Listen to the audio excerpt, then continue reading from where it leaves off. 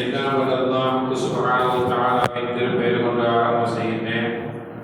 அவரின் ஸலாத்தும் கருணையும் ஸலாமும் ஈரேற்றமும் சத்தியத்தை நிலைநாட்ட வந்த சன்மார்க்க சீரர் சங்கைக்குரிய ஸல்லல்லாஹு அலைஹி வஸல்லம் அவர்கள் மீதும் அன்னாரின் குடும்பத்தினர்களுடைய உத்தம சஹாபாக்கள் மக்கள் தாபியீன்கள் தபா தாபியீன்கள் அன்பியாக்கள் அவுலியாக்கள் சுஹதாக்கள் குத்துபுமார்கள் முத்தகீன்கள் முஃமினீன்கள் குறிப்பாக இந்த புனிதமிக்க ஜும்ஆவுடைய நாளையிலே அல்லாஹ் தஆலாவின் இல்லத்தை அலங்கரித்துக் கொண்டிருக்கக்கூடிய இன்னும் உள்ளத்திற்கு வரை இருக்கக்கூடிய அனைத்து நல்லவர்கள் மீதும் அல்லாஹ் தஆலாவினுடைய பெயர் அருளும் பெருமை கருணையும் என்றென்றும் உரைத்தாட்டமாக அமையும்.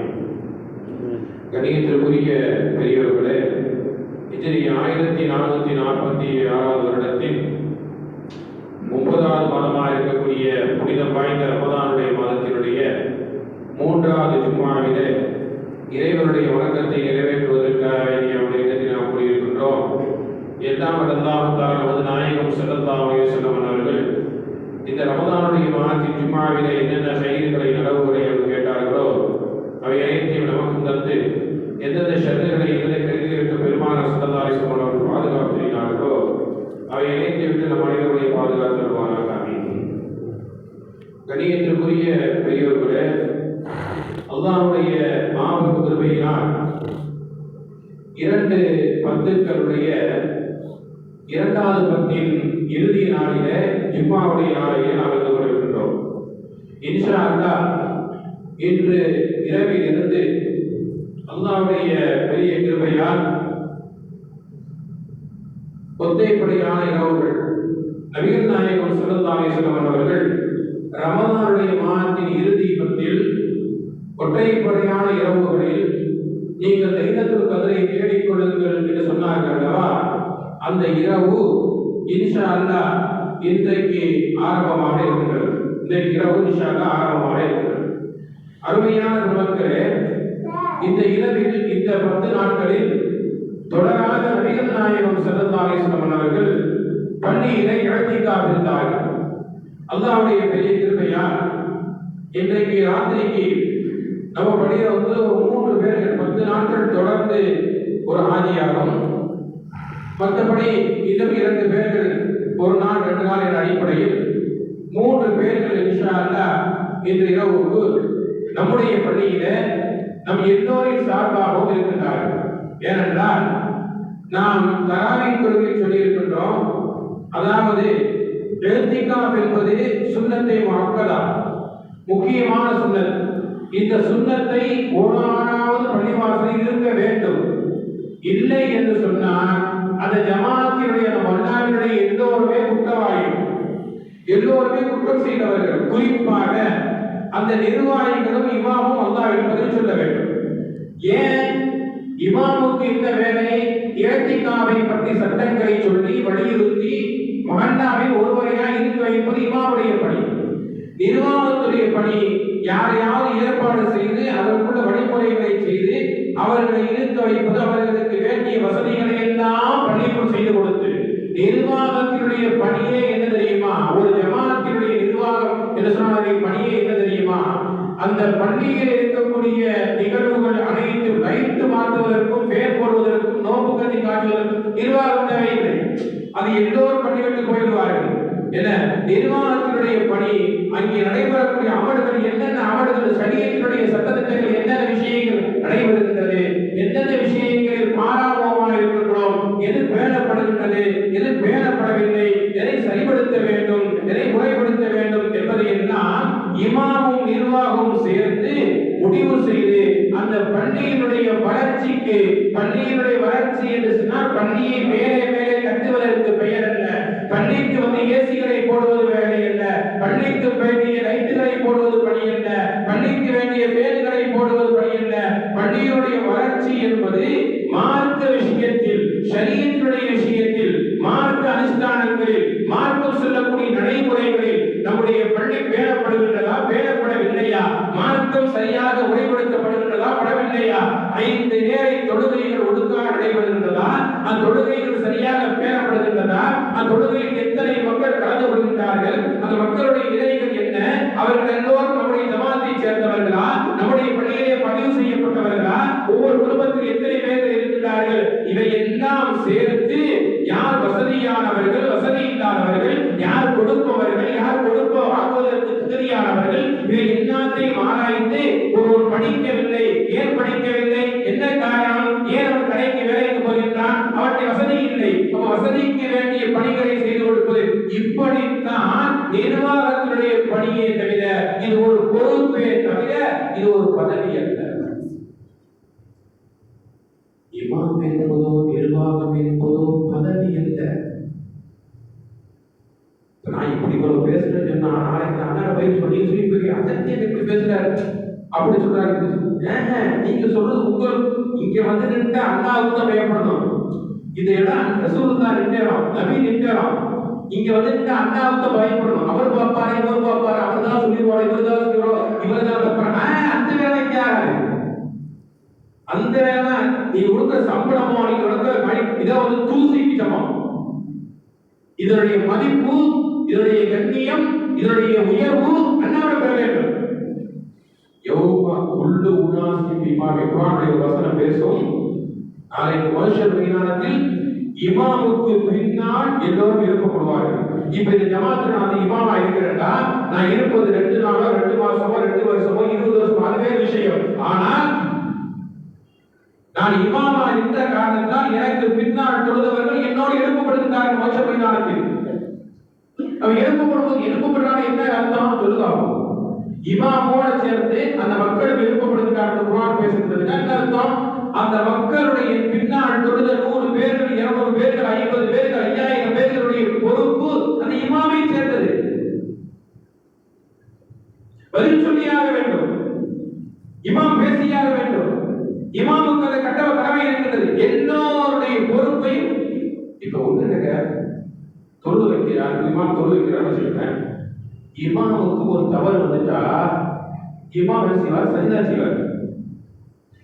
இப்ப தொழுகையை கொஞ்சம் ஒரு மிஸ்டேக் ஏற்பட்டு வச்சுக்கிறேன், தொழுகையில் ஒரு மிஸ்டேக் ஏற்பட்டா இமாம் என்ன செய்வார்? சலாம் கொடுத்துட்டு 2 சஜிதா செய்வார்.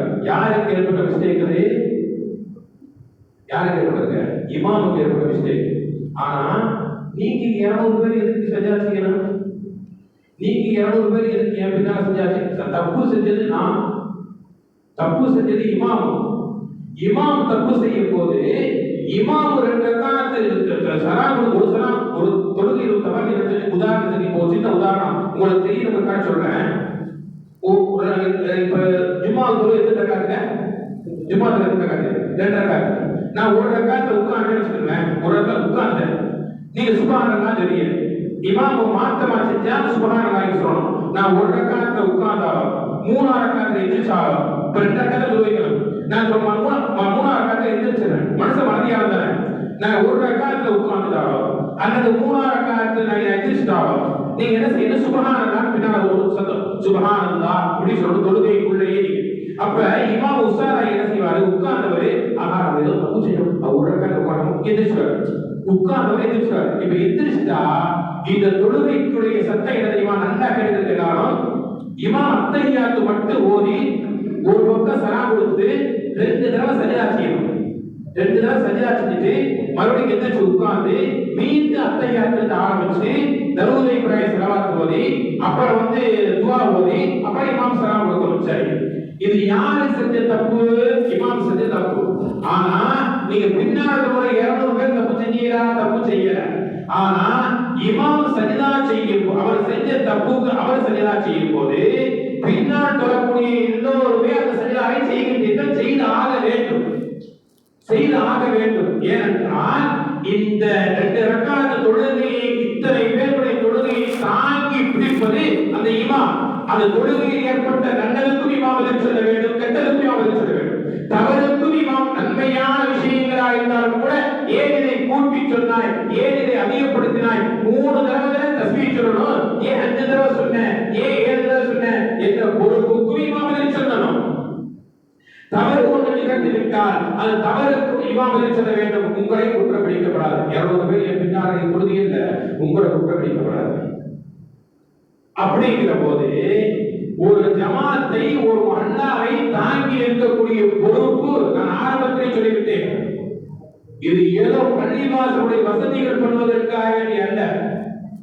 பள்ளிவாசலை அலங்கரிப்பதற்காக வேண்டிய அல்ல. பள்ளிவாசல் என்பது அலங்கார பொருளும் அல்ல. பள்ளிவாசல் என்பது அலங்கார பொருளும் அல்ல. வசதி வாய்ப்புகளை ஏற்படுத்தி கொடுப்பதற்கு பள்ளிவாசல் அல்ல. வசதிகளை அமைத்துக் கொடுப்பதற்கு பள்ளிவாசல் அல்ல. இதுவெல்லாம் ஒரு பொறுப்பு, இது ஒரு கடமை. இந்த மஹல்லாவினுடைய கட்டமைப்பை எப்படி ஒருங்கிணைக்கப்பட வேண்டும், இந்த மஹல்லாவினுடைய மக்கள் தொகை எத்தனை பேர்கள், இந்த மஹல்லாவினுடைய மக்கள் தொகையில் ஜகாத் வாங்க தகுதியானவர்கள் யார், ஜகாத் கொடுக்க தகுதியானவர்கள் யார், ஜகாத் கொடுப்பவர்கள் எங்கெங்கேயோ போய் கொடுப்பதை விட்டு நம்ம மஹல்லாவில் இருக்கக்கூடிய நம்ம பக்கத்தில் இருக்கக்கூடிய ஜகாத் வாங்க தகுதியானவர்களுக்கு ஜகாத் கொடுத்தார்களா? அப்படி கொடுக்கின்ற பட்சத்தில் வாங்குபவர் அந்த ஜகாத்தை எப்படி பயன்படுத்தினார், முறையான முறையில் பயன்படுத்தினாரா என்பதை எல்லாம் கொடுத்தவரும் வாங்குவதும் செய்வதை காட்டிலும் அந்த நிர்வாகத்தின் பொறுப்பு, அந்த நிர்வாகத்தின் பொறுப்பு, அதை இமாமுக்கு பொறுப்பு. பதில் சொல்லியாக வேண்டும், அல்லாஹ்விடம் பதில் சொல்லியாக வேண்டும். அல்லாஹ்விடம் பொறுப்பு இருக்கிறது. அந்த பொறுப்பை பற்றி அல்லாஹ்விடம் பேசியாக வேண்டும். உங்களுக்கு ஒரு விஷயம் தெரிகிறது,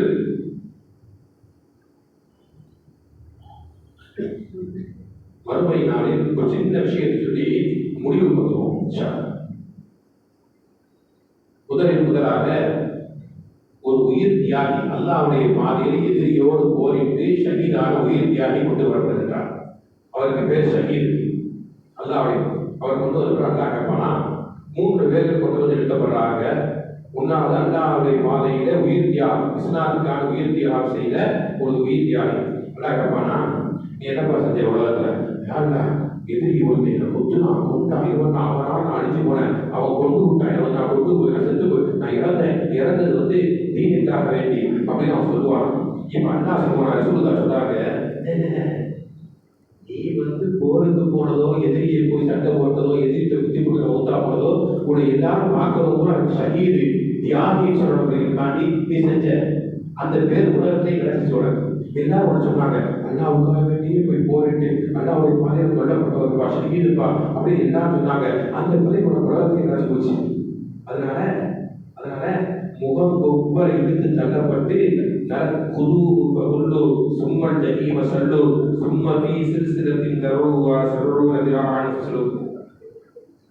எடுத்துட்டு போங்க, கையில கட்டி இழுத்து நரகத்துக்கு இழுத்து முகக்குப்பர் தள்ளப்பட்டு நரகத்திற்கு இழுத்து செல்லப்படும். 2வது கல்வியை கற்று அதை பிற மக்களுக்கும் கற்றுக் கொடுத்த ஆணி அழைக்கிறது கொண்டு வந்து எழுத்தப்படுகின்றார்கள். நல்லா கேட்பான், நீ உனக்கு கல்வி அதிகமாகும். ஆமா, எவ்வளவு ஓதுன தெரியுமா, எவ்வளவு நான் கல்வியை அர்த்தப்பட்டேன்ப்பா பாக்கி எவ்வளவு பேருக்கு நான் ஓதி கொடுத்த தெரியுமா, இத்தனை பேர் நான் பிரயோஜனம் பண்ண தெரியுமா, எவ்வளவு பேருக்கு நான் வந்து மார்க்கத்தை பற்றி தீனை பற்றி விளக்கு சொல்லி கொடுத்த தெரியுமா, எவ்வளவு பேசுறேன். ஆமாம்மா, உங்களுடைய ஆசை பூரா என்ன தெரியுமா, உங்களுடைய முடிவு பூரா என்ன தெரியுமா, உலகத்தில் நீ பேர் வாங்கணும், உலகத்தில் நீ பேர் வாங்கணும். ஒரு பெரிய ஆடி, பெரிய வேலை, எல்லாத்தையும் கட்டடித்தவர், எதை கேட்டாலும் சொல்லுவார், எல்லா விஷயம் தெரிஞ்சுக்கலாம், கேட்க அப்படி பேசுவார், அப்படி சொல்லுவார், அவ்வளவு பேர் போய் கொடுத்தார். அந்த பேர் நான் உலகத்தில் கிடைச்சிருச்சு, உலகத்தில் கிடைச்சி சொல்றாரு.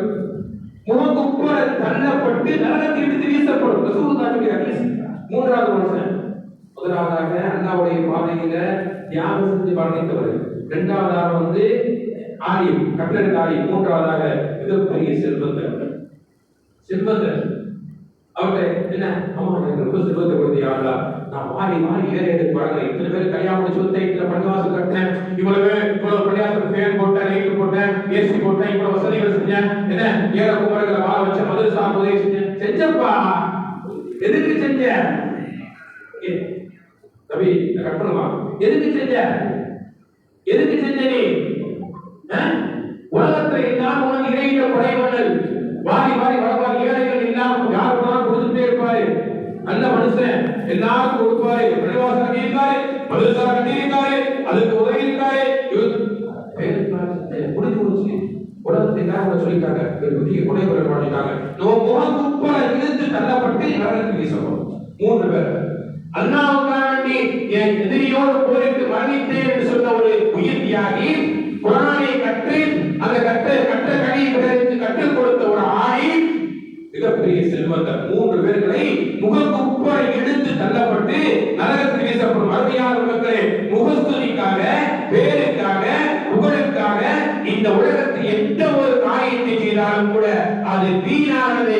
சரீரத்தினுடைய சட்டத்தில், மார்க்கத்தினுடைய அனுஷ்டானத்தில், இறைவனுடைய சமூகத்தில், இறைத்தூதர் ஸல்லல்லாஹு அலைஹி வஸல்லம் அவர்கள் காட்டிய வழிமுறையில் அது வீணானது, வேஸ்ட் என்பதை நாம் புரிந்து கொள்ள வேண்டும். இறைவனுக்காக வேண்டி, ரப்புக்காக வேண்டி எந்த ஒரு காரியத்தை எடுத்தாலும் கூட அது சாதாரணமா இருந்தாலும் கூட, நான் அடிக்கடி சொல்லியிருக்கிற வகையான மக்களே, ராத்திரி முழுக்க நின்று 1000 ரக்காத்துகள் தொழுவதை விட இப்படித்தான் தொழ வேண்டும் என்ற சட்டத்தை தெரிந்து 2 ரக்காத் தொழுவது சிறந்தது என்று மார்க்கம் சொல்லும். ராத்திரி பூராக 1000 ரக்காத் தொழுவதை விட இப்படித்தான் தொழ வேண்டும் என்ற வழிமுறையை தெரிந்து 2 ரக்காத் தொழுவுங்கள், அது சிறந்தது என்று மார்க்கம் சொல்லும். ஆகவே எந்த ஒரு காரியத்தை செய்தாலும், யார் செய்தாலும், எப்படி செய்தாலும் அதனுடைய முழுமையான நன்மையை பெற வேண்டும் என்று சொன்னால்,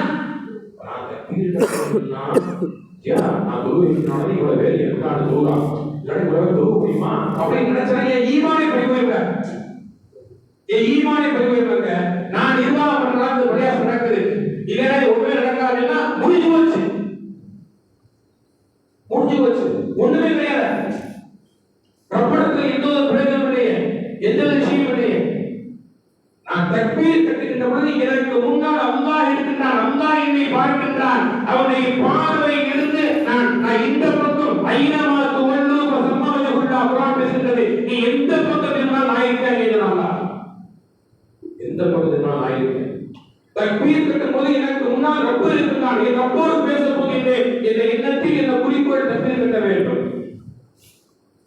தக்பீர் கட்டும் போது எனக்கு முன்னால் ரப்பு இருக்கின்றான், அல்லாஹ் இருக்கின்றான் என்ற குறிக்கோளோடு தக்பீர் கட்ட வேண்டும். அப்பொழுதுதான் அல்லாஹ் பார்க்கின்றான். அல்லாஹ்வுடைய பார்வையை விட்டும் என்னுடைய எந்த ஒரு அசைவும், ஆட்டமும், ருக்குவும் சரி, சஜிதாவும் சரி, அத்தையார் ஒவ்வொரு அசைவுகள் தொழுகைக்கு மட்டுமல்ல, பள்ளிக்கு மட்டுமல்ல, பள்ளியை விட்டு வெளியே போனால் ரப்பு இருக்கின்றான் என்ற எண்ணத்தை வந்தால்தான், அவன் பார்க்கின்றான் என்ற நியத் வந்தால்தான் தொழுகையின் பரிசுத்தம் உண்டாகும்.